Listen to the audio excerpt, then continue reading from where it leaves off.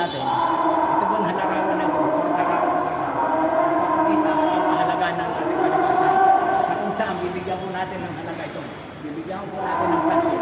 Saan man tayo sulok ng mundo, isa po sa kasama sa lilikha ng Diyos ng ating kalikasan. Kaya kabayan, tingnan po natin ito.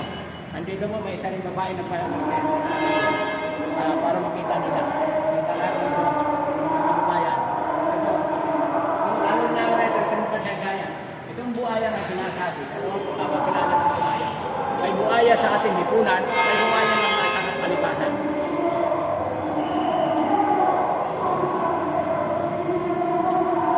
Yan, mga ibon yan nagpapahalaga. Para mga ibon na ito, ibigyan po natin ng kahalaga ng ating kalikasan. Yung mga ibon na ito, malinaw po ang kababayan. Kaya, tingnan po natin ang pagmamahal ng ating kalikasan. Ito, makikita natin lahat ng ano. Kababayan, tulad yan. Nakikita po natin ito, mga kababayan, ang pagmamahal ng ating kalikasan.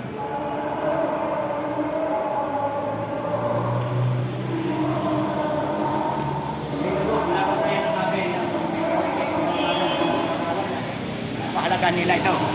Nagpapakita lamang ng pagpapalaga ng ating kalikasan ay nasa ating kasama sa lilikha.